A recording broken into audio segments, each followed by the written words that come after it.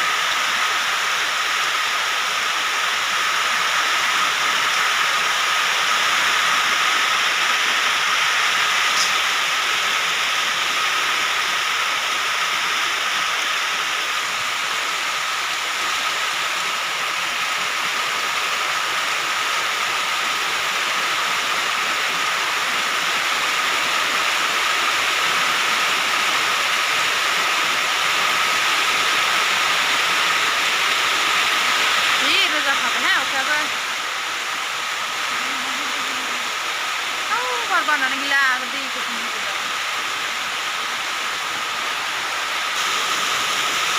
नुदो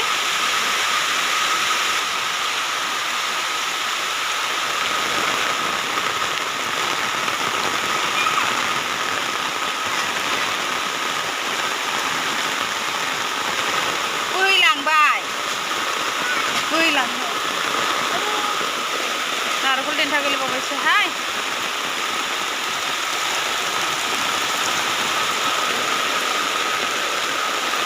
दैया गिदिर देरबायबा नै खबथायाबो बोहैलांबाय गाग्रा होनाया ओरैसो दोननांसिगोन जाला बिखौ बोहैलांजोबो नङाबा